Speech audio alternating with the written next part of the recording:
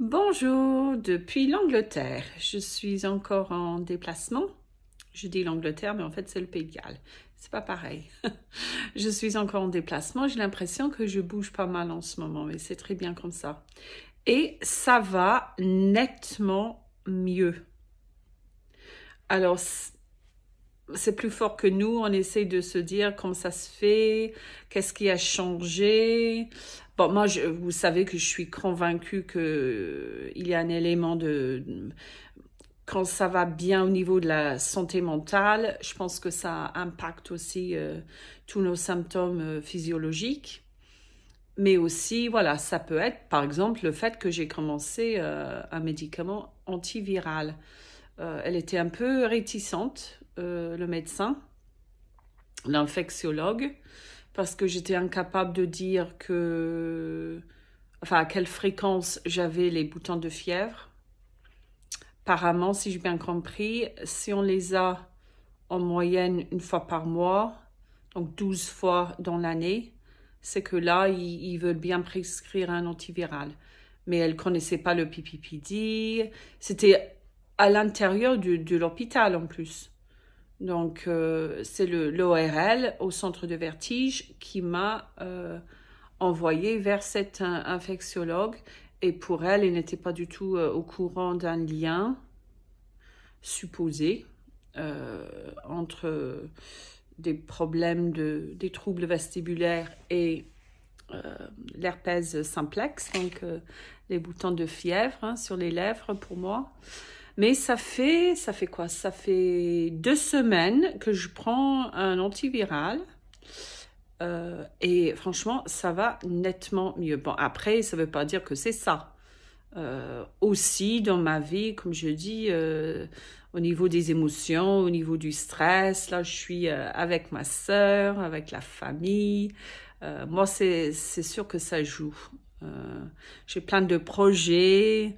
Donc, c'est un tout, je pense. Mais on ne peut pas nier le fait que je prends ce médicament et que aussi c'était au même temps, je voulais aussi diminuer progressivement.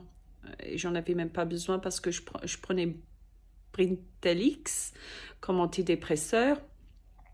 Et si j'ai bien compris, on n'a pas besoin de diminuer progressivement. C'est pas un médicament où on doit être vigilant à ce genre de choses. Donc, ça faisait presque 18 mois, donc 1 an et demi que je les prenais.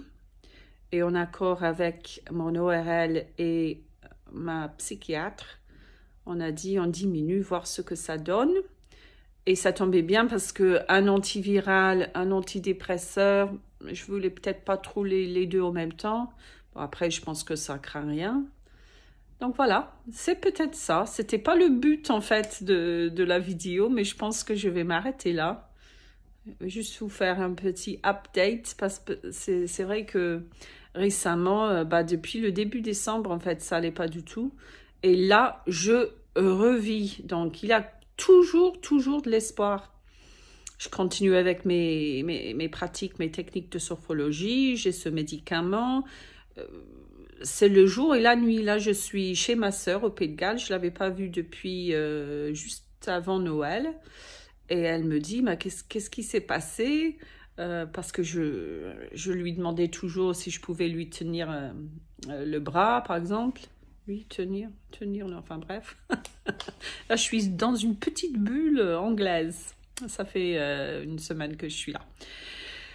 Donc voilà, un peu d'espoir. Même quand on est vraiment au fond du trou, on peut toujours remonter. Toujours avec cette maladie. Ça m'est jamais arrivé que je suis tombée dedans et que j'ai pas pu remonter la pente. Et ça devient de plus en plus facile. Et pour moi, comme vous savez, je suis convaincue, certaine, bon, après c'est reste mon avis personnel, mais c'est aussi mon ressenti que c'est lié à ce qui se passe dans notre tête, dans le sens où si on a des projets, si on est optimiste, si on a un peu d'espoir pour l'avenir, si on a confiance en nous-mêmes, tout ça, ça compte, ça joue énormément. Et ça se cultive. Voilà. Donc, le sujet de ma prochaine vidéo va être bientôt parce que, voilà, comme je dis, c'était pas prévu comme ça. Je vous souhaite franchement à tous courage. On peut y arriver. Il faut se dire ça tous les jours. On peut y arriver. Allez, courage.